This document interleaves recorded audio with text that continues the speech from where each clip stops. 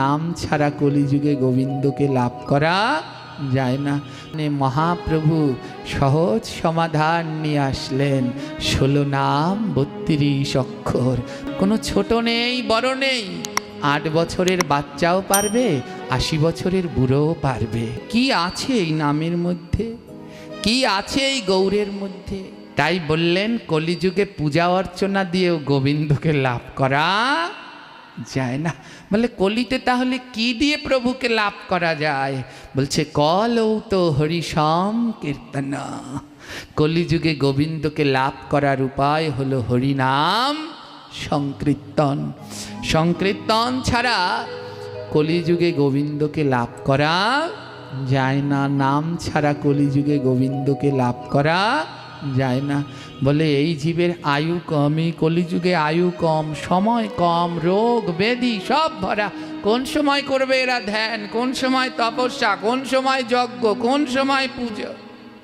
তার জন্যে মহাপ্রভু সহজ সমাধান নিয়ে আসলেন, 16 নাম 32 অক্ষর। বলে কিচ্ছু লাগবে না, শুধু নাম করে যাও, এ নামের গুণেই তোমরা আমায় লাভ করে যাবে। কোনো ছোট নেই বড় নেই, 8 বছরের বাচ্চাও পারবে, 80 বছরের বুড়োও পারবে। হ্যাঁ, শুদ্ধ অবস্থায়ও নাম করতে পারবে, অশুদ্ধ অবস্থায়ও নাম করতে পারবে। তাই বলল কলিযুগে ভগবানকে পাওয়ার উপায় হলো কলৌত হরি সংকীর্তন। এই হরিনাম সংকীর্তন ছাড়া কলিযুগে গোবিন্দকে আর অন্য কোনো কিছু দিয়ে পাওয়া যায় না। সহজ সমাধান দিলেন। কিন্তু কলির মানুষ আমরা এমন দুরাচারী, প্রভু আমাদের এত দয়া করলেন, কিন্তু তাও সেই হরিনাম আমরা করতে চাই না। বলে আর তো কিছু লাগবে না, শুধু নাম করো। সেই নামটুকু আমরা করতে চাই না। প্রভু বললেন চারি যুগে চারি ধর্ম জীবের কারণ, কলি যুগের ধর্ম হয় নাম সংকীর্তন। কলি যুগে নাম ছাড়া নাহি আর ধর্ম, সর্বধর্ম নাম সার এই শাস্ত্র মর্ম। কলিযুগের ধর্ম হলো এই নাম। নাম ছাড়া কলিযুগে ভগবানকে পাওয়ার আর দ্বিতীয় কোনো পন্থা নেই। তাই হে কলির জীব, নাম করো। নাম ছাড়া উদ্ধারের আর কোনো পথ নেই। সবাই জপের মালা নেও, জপের মালা নিয়ে সবাই নির্দিষ্ট সংখ্যায় প্রতিদিন জপ করো। জপ করো ওই নামে। কালকে বলেছিলাম না, নামে নামি নামে। নাম করতে করতে একদিন ভগবান নেমে আসবে। তাই নাম করতে থাকো হে কলির জীব। এই নাম ছাড়া যে উদ্ধার হওয়ার আর কোনো পথ নেই। তাই অনাবরত নাম করো। এই নামের মধ্যে কি আছে জানেন? বলে এই নামের মধ্যে কি আছে সেটা জানতে হলে যারা নাম করে তাদের কাছে যেতে হবে। আমার শ্রী চৈতন্য মহাপ্রভু এই কলির জীবের জন্যে মহা উদ্ধারণ নাম নিয়ে আসলেন। যদি গৌর না আইতো কেমনে হইতো, কেমনে ধরিতাম দে রাধার মহিমা, প্রেম রস সীমা জগতে জানাইতো কে। সেই গৌরের আবির্ভাব তিথি সামনে, মনে আছে তো? কালকে বলেছিলাম, মনে আছে? কবে কবে যেন বলেন তো? 12 তারিখ না 14 তারিখ? জোরে বলবেন, কানে কম শুনি। হ্যাঁ, 3 তারিখ। একজনে বলছে 13 তারিখ। 3 তারিখে। হ্যাঁ, কেউ যেন ভুলবেন না আমার প্রভুর আবির্ভাব তিথি। সবাই সেদিন উপবাস থেকে ভগবানকে অভিষেক করাবেন। যার গৃহে যা আছে, গোপাল গৌর পঞ্চতত্ত্ব অভিষেক করাবেন। যদি এই মহাপ্রভু না আসতো এমন সুন্দর নাম সংকীর্তন হরি কথা আমরা কিছুই পেতাম না। সেই এই নাম তিনি নিয়ে আসলেন। বলে কি আছে এই নামের মধ্যে, কি আছে এই গৌরের মধ্যে? চৈতন্য মহাপ্রভুকে নিয়ে যতগুলো গ্রন্থ রচয়িত হয়েছে তার মধ্যে অন্যতম একখানা গ্রন্থ হল অমিয় নিমাই চরিত। হ্যাঁ, মহাপ্রভুকে নিয়ে যত গ্রন্থ তার মধ্যে একখানা গ্রন্থ হল অমিয় নিমাই চরিত। এই অমিয় নিমাই চরিত গ্রন্থখানার রচয়িতা মহাত্মা শিশির কুমার ঘোষ। একটু ধ্যান দিন, এই গ্রন্থখানা যে কি অমৃতময়, যিনি না পড়েছে সে বুঝতে পারবে না। আর এই গ্রন্থটা এত অমৃত, তাহলে যিনি লিখেছেন তিনি জানি আরো কত অমৃতময়। হ্যাঁ, এই শিশির কুমার ঘোষ তৎকালীন সময়ে খুব নাম করা একজন স্বনামধন্য একজন সাংবাদিক ছিলেন। বিলেত থেকে পড়াশুনো করে তৎকালীন সময়ে ভারতবর্ষের নাম করা পত্রিকা আনন্দবাজারে কাজ করতেন। তো বিলেতে পড়াশুনো করতে গেলেন। তার পূর্বপুরুষদের বাড়ি হলো আমাদের বাংলাদেশে। এই বাংলাদেশেই যশোরে অমৃতবাজার আছে, এখানে তাদের পূর্বপুরুষদের বাড়ি। তার দাদা বসন্ত কুমার ঘোষ ওখানেই বাস করতেন, আর শিশির কুমার ঘোষ কলকাতায় থাকতেন। বিলেত থেকে পড়াশোনা করে এসে খুব নাম ডাক তৎকালীন সময় শিশির কুমার ঘোষের। আর তৎকালীন সময়ে ভারতবর্ষ জুড়ে একটি প্রভাব শুরু হয়েছিল, সবাই খ্রিস্টান ধর্ম গ্রহণ করছে, দলে দলে গ্রহণ করছে। মহাত্মা শিশির কুমার ঘোষও সিদ্ধান্ত নিলেন তিনিও খ্রিস্টান ধর্ম গ্রহণ করবেন। এই ধর্ম তার কাছে ভালো লাগছিল না। দাদার কাছে কলকাতা থেকে একখানা চিঠি লিখলেন দাদার কাছে। বসন্ত কুমার ঘোষের কাছে একখানা চিঠি লিখলেন। চিঠিতে লিখলেন, দাদা তোমার অনুমতি ছাড়া আমি কোনোদিন কিছু করিনি, আজও করব না। আমি আর এই সনাতন ধর্ম পালন করতে চাই না, আমি খ্রিস্টান ধর্ম গ্রহণ করব, তুমি আমায় অনুমতি দাও।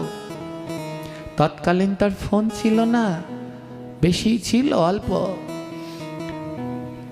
দাদা আবার ফেরত পত্র পাঠিয়েছেন, সেই পত্রে দাদা লিখেছেন, বেশ তুই কোন কারণে এই ধর্ম ত্যাগ করে খ্রিস্টান ধর্ম গ্রহণ করবি তা আমি জানি না, কোন কারণে এ ধর্ম ত্যাগ করে ওই ধর্ম গ্রহণ করবে তা আমি জানি না, কিন্তু আমার একটা অনুরোধ আছে।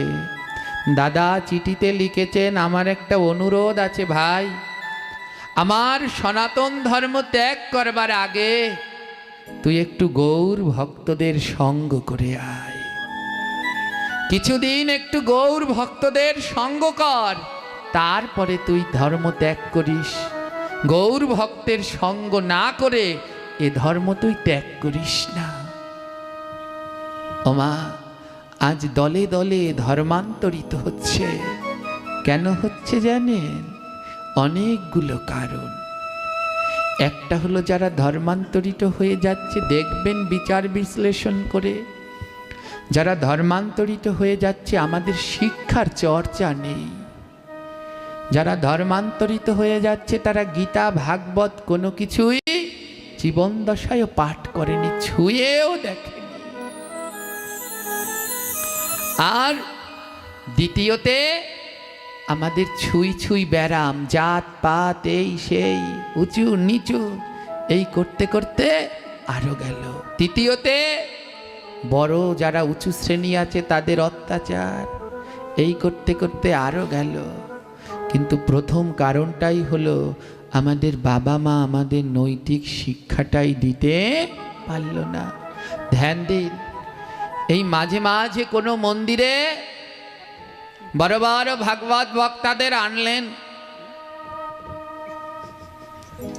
শ্রীল অষ্টোত্তর শত গোপীনাথ ব্রহ্মচারী এলো, শিল বৃলমঙ্গল বাবা আসলো, শিল রাহুল কৃষ্ণ দাসজি আসলো, কত মহাত্মা আসলো, বছরে একবার দুবার। জীবনেও ওই এলাকা সমাজ পরিবর্তন সম্ভব নয়। বলে কি করতে হবে? প্রত্যেকটা মন্দিরে মন্দিরে গীতা স্কুল গড়ে তুলতে হবে। কারণ যেগুলো হাড়গোড় পেকে গেছে, ওই ভাঙা পাকা হাড় যদি ভেঙে যায় ও আর জোড়া লাগতে চায়? যেগুলো গেছে তো গেছে, এবার যেগুলো ছোট আছে ওরা যেন যেতে না পারে। তাই ওদেরকে গীতা শিক্ষার ব্যবস্থা করে দিতে হবে। কারণ গীতা ছাড়া এ সমাজের গতি নাই। গীতা, হ্যাঁ, যদি কেউ এই সমাজকে গতি দিতে পারে তাহলে সে হলো গীতা। এই বাবা বসুন, এই সে হলো গীতা। গীতা ছাড়া এ জগতে আর কোনো গতি নাই। এই কলি জীবে যদি কেউ গতি ফিরাতে পারে তাহলে সে হলো গীতা। দেখবেন এই ভাগবত পাঠ আদি সমস্ত নাম যজ্ঞ আদি সবার শেষে একটি কীর্তন গাইতে হয়। কীর্তনটির নাম হলো নাম পূরণ। কি নাম? নাম পূরণ না করলে কোনোদিন নাম পূর্ণ হয় না। এই নাম পূরণ কীর্তনটা কি? হরিহরায় নম কৃষ্ণ যাদবায় নম। এই কীর্তনটার নাম হলো নাম পূরণ। সবার শেষে গাইতে হয়। নাম গাওয়ার শেষে এটা গেয়েই একেবারে বিশ্রাম। এর নাম হলো নাম পূরণ। এই কীর্তনটা করেন, প্রত্যেক জীবের উচিত প্রতিদিন করা। এই কীর্তন পর্যালোচনা করলে এর মধ্যে নেই এমন কিছু নেই, এর মধ্যে নেই এমন কিছু নেই। এই কীর্তনের মধ্যে দুইখানা গ্রন্থের নাম আছে। বলতে পারেন কয়খানা গ্রন্থের নাম?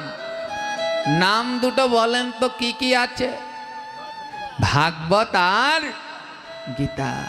হ্যাঁ, শ্রী চৈতন্য, নিত্যানন্দ, শ্রী অদ্বৈত, সীতা, হরি, গুরু, বৈষ্ণব, ভাগবত, গীতা।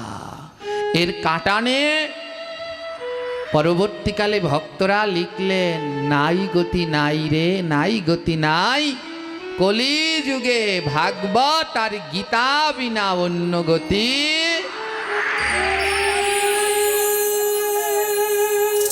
বলে এই কলি যুগে যদি গতি ফিরাতে পারে তাহলে ভাগবত শ্রবণ আর নিত্য গীতা পাঠ গ্রহণ।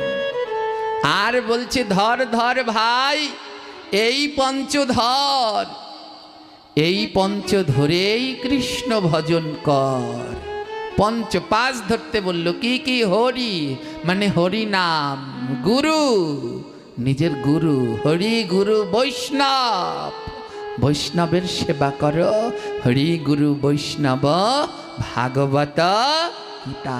তাই ধর ধর ভাই এই পঞ্চধর, এই পঞ্চ ধরে কৃষ্ণ ভজন কর।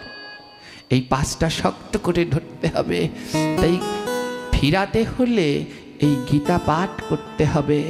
হ্যাঁ, সেদিনকে একজনাকে শুনলাম, এক বক্তা ভাগবত পাঠে বলছে, বড় দুঃখ লাগলো, নাম বলবো না।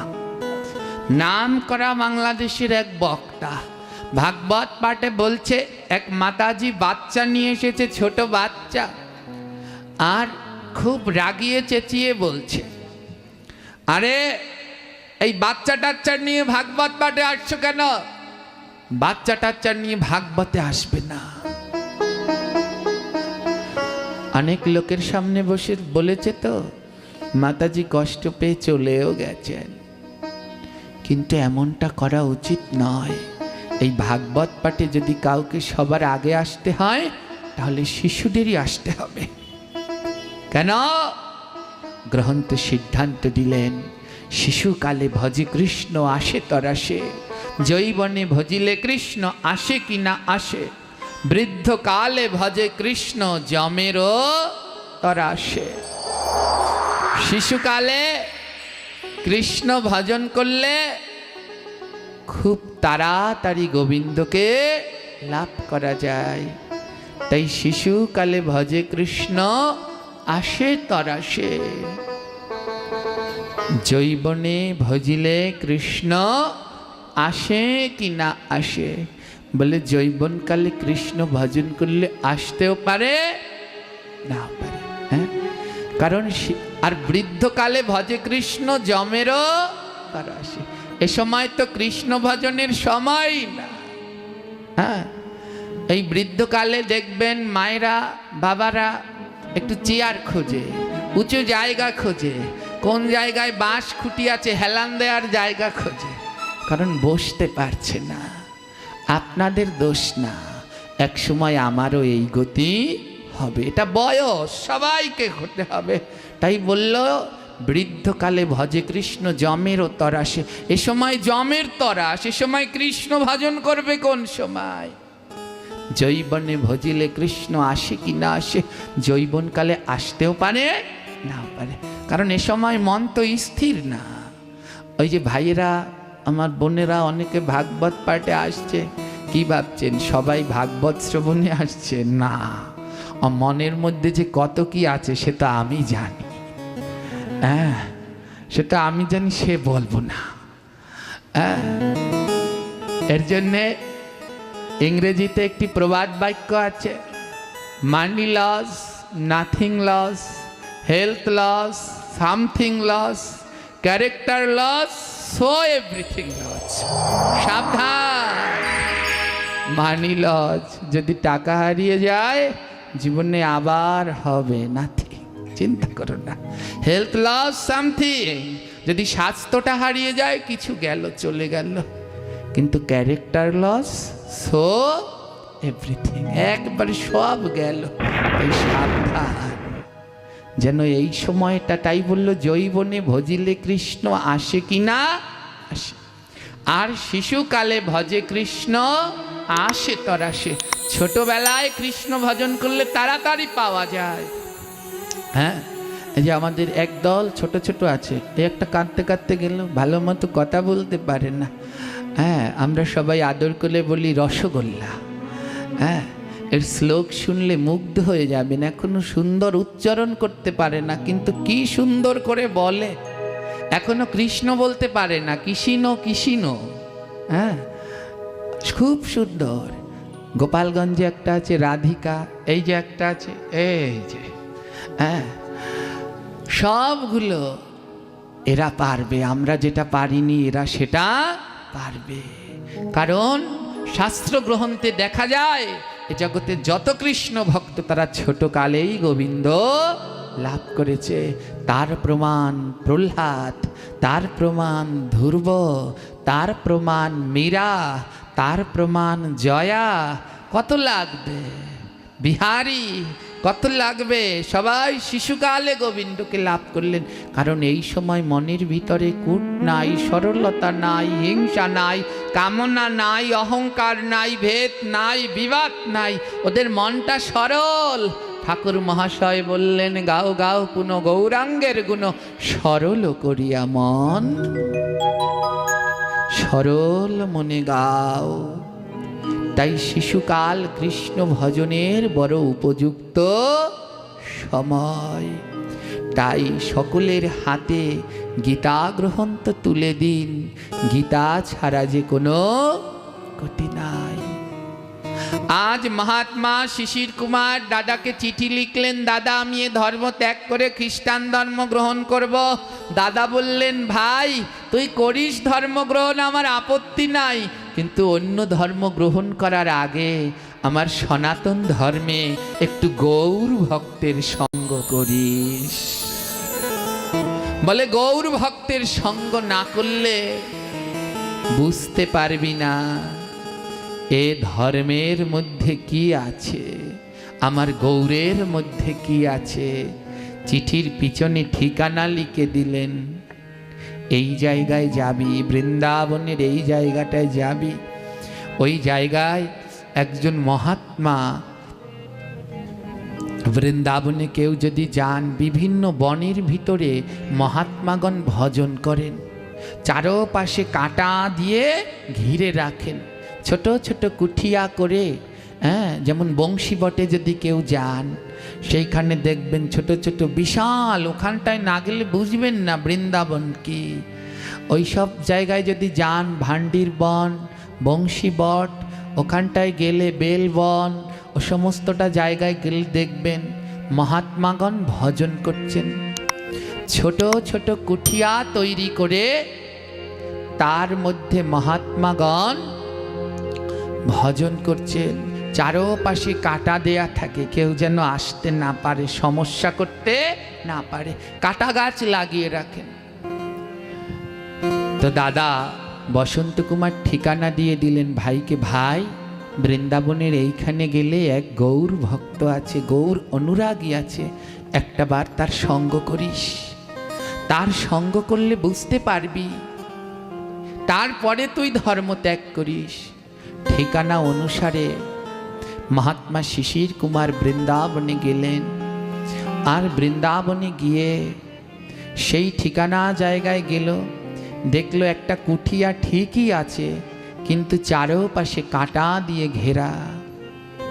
শিশির কুমার ডাকতে লাগলেন, কেউ আছেন, কেউ আছেন, কিন্তু কেউ সাড়া দিচ্ছে না।